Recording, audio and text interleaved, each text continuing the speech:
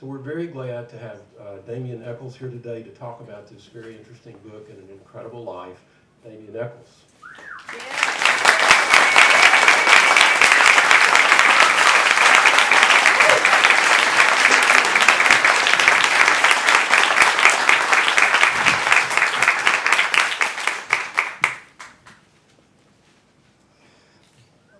When I first arrived on death row, the guards decided they were going to welcome me to the neighborhood. So they took me to a part of the prison they call the Hole. It's a very dark, filthy place in complete isolation from the rest of the prison. It gets up to anywhere from 120 to 140 degrees in the summer. And for the next 18 days, they beat the living hell out of me. They would come into the cell and chain me to the bars at midnight or 1 o'clock in the morning. Sometimes 3, 4, 5 of them at a time would take turns beating me. Sometimes with nightsticks. They beat me so bad that at one point I started to piss blood. And I still have dreams about that now. Sometimes I wake up at night and I dream that I'm pissing blood again.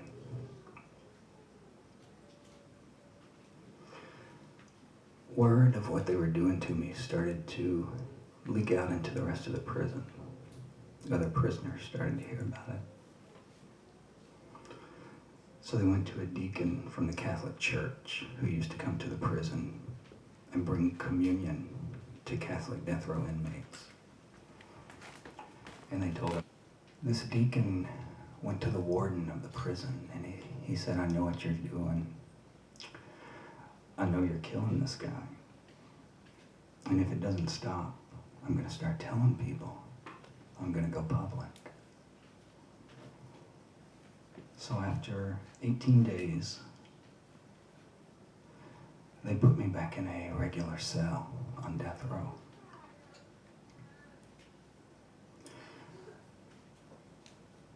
They would have beat me to death if not for the fact that they realized they were being watched, that someone from the outside world was paying attention to what they were doing. That was the only thing they cared about.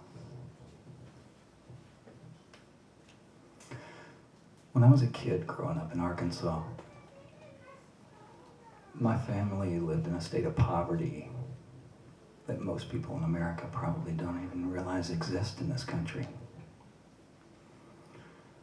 They'd probably think it was more like something from some third world country. A lot of times we didn't even have water or electricity. We would have to carry containers to other places and bring water back to the house. Heat it up over a fire and pour it into a tub just to take a bath.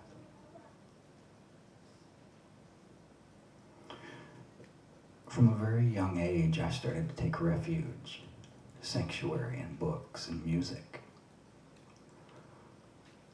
They were the only escape that I had, the only vacation I had, the only thing that took me out of that world, out of that life, for at least a little while. Books became pretty much my life. From a very young age, I fell in love with the work of Stephen King.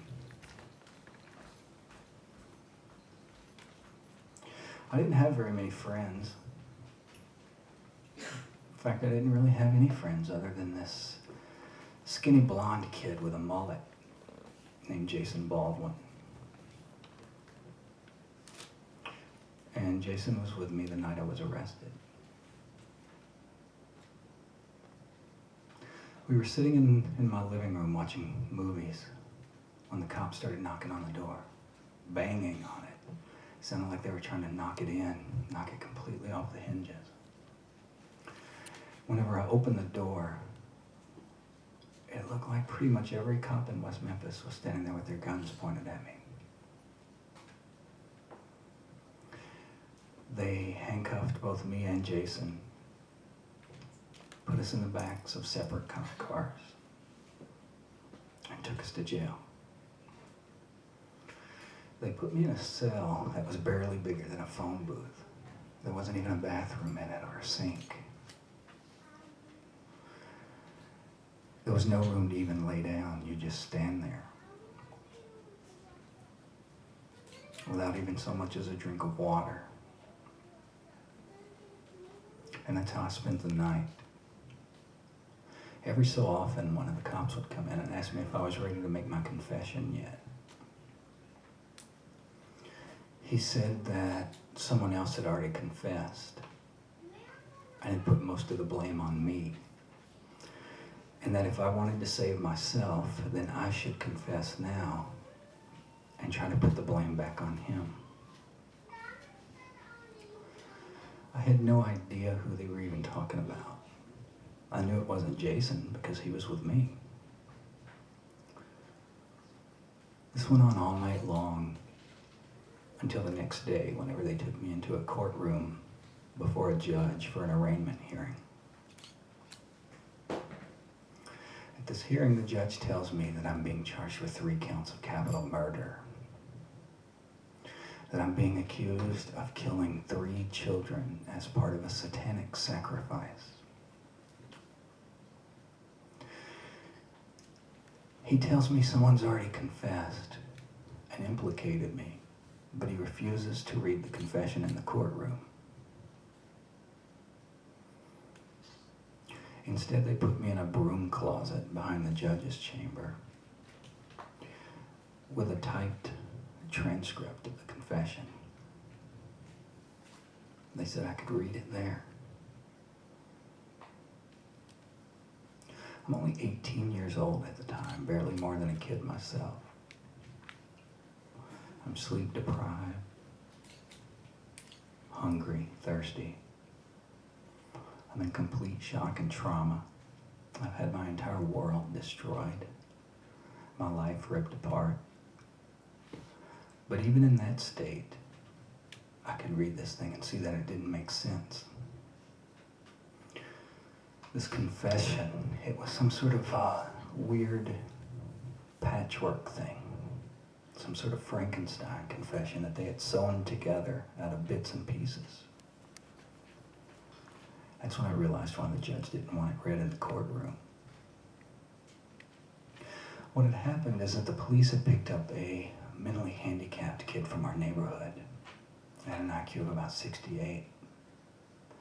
And for a period of somewhere between 12 and 14 hours, had tortured a confession out of him.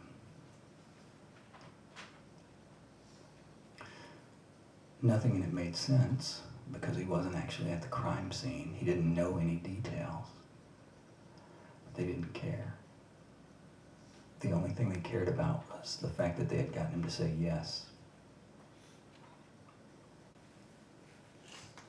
When I did go to trial, the evidence that they brought against me was the Stephen King novels that I had been reading, the music I listened to, the fact that I had Metallica t-shirts.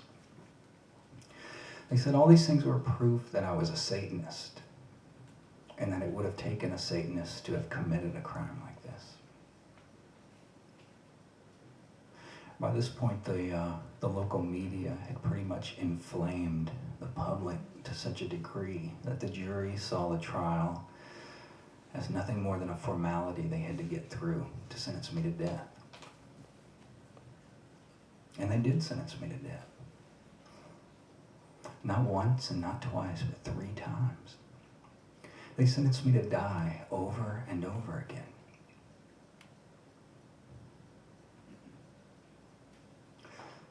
People who have seen the documentaries or the footage from that time, they always say that I look so calm in the courtroom. And they want to know what I was thinking or what I was feeling whenever I was sentenced to death.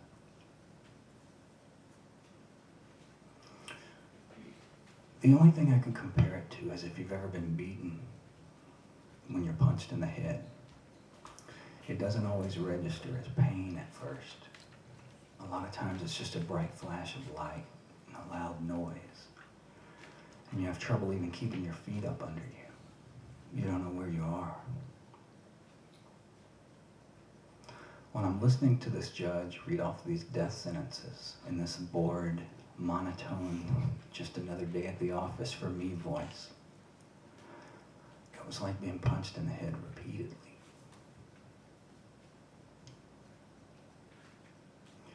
They took me from the courtroom directly to a cell on death row. I was sick for a very long time after I got there, just due to the shock. I didn't notice at first. I had been there for at least a couple weeks before I noticed that the guy who had been in the cell before me had stood against a wall and traced around himself really lightly with a pencil, colored it in. He did it so subtly, so lightly, that I didn't even see it at first. And then once I did see it, I couldn't look away from it. I couldn't unsee it. I couldn't make myself wash it off or erase it, because I knew this was the only thing in the world left of this man that they had executed. I spent almost 18 years on death row.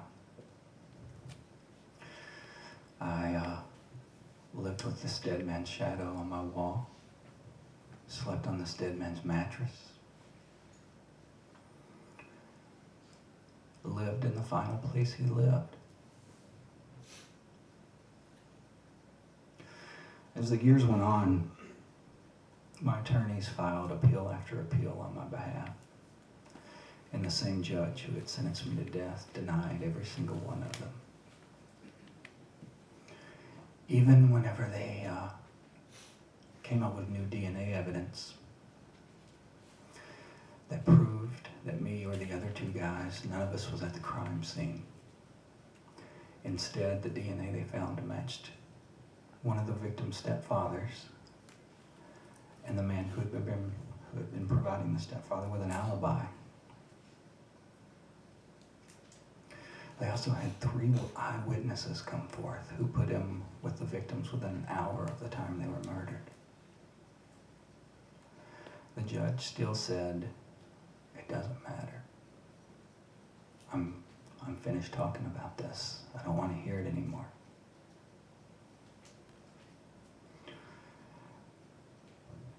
After that, we were finally able to appeal the case to the Arkansas Supreme Court. As the years had passed, public awareness had gradually grown about the case. There had been documentaries, there had been books written, countless newspaper articles and magazine articles and television shows. People had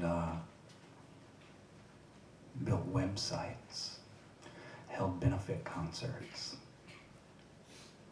With every day that passed, more and more people knew what was happening to us. So when we were finally able to appeal to the Arkansas Supreme Court, they realized they were being watched, that the outside world was paying attention to what they were doing. And once again, that's the only thing they cared about. So they ruled that finally, after all this time, there was going to be a hearing. We were finally going to get to present all of the evidence that we had collected over the years. The prosecutors knew this meant there was going to be a new trial. And they knew they were going to lose. So they got together with my attorneys, with Jason's attorneys, with Jesse Miskelly's attorneys, and they hammered out this deal called an Alford plea. I don't think most people had ever even heard of it. I had been in the system almost 20 years by this point and had never heard of it myself. As a matter of fact, it sounds insane. Basically what an Alford plea is, it means you're maintaining your innocence, but you're accepting the guilty plea that they're offering you. The prosecutor says, yeah, when we go back to court, you're going to win. But we can drag this out another 5 years, another 10 years. Every time a date is set, we can ask for an extension. Every time the judge makes a ruling, we can appeal it. Or you can sign this paper and you can go home before the week is out.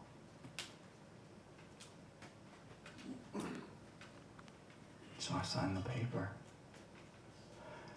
And after 18 years and 78, 76 days, I walked off of death row.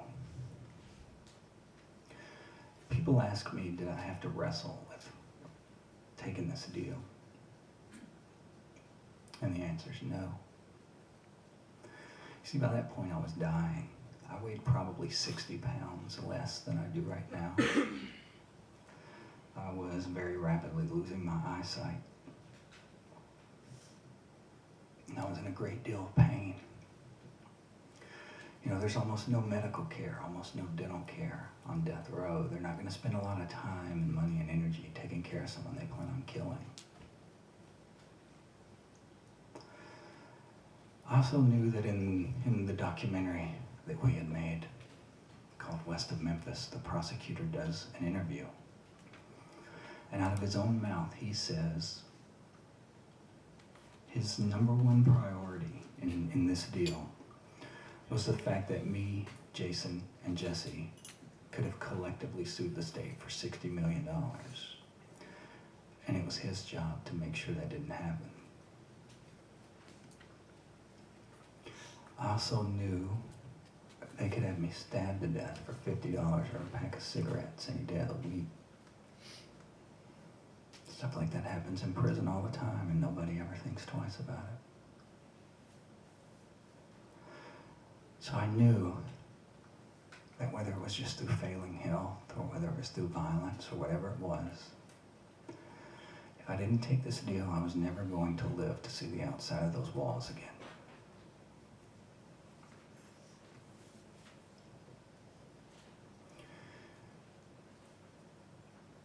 People ask me now, what was I thinking on that last day when I realized I was going to go home? And the answer again is nothing. By that point, I was so tired and so worn down that I was just putting one foot in front of the other, doing everything I could until I could get somewhere to rest. And whenever I got out, people think you're just going to be happy and excited that you're out of prison. And you are. But at the same time, you have to keep in mind that not only was I in prison for 18 years, I was in solitary confinement for almost 10. So there was a tremendous amount of shock and trauma that came along with it. Everything terrifies you. You are coming out into a world that is completely different from the world you knew 20 years earlier. It was paralyzing in a lot of ways. I've been out about a year and 8 months now. And I've gradually been working my way through it. Fighting my way through it. I realized that was the only way that I was ever going to have a normal life again.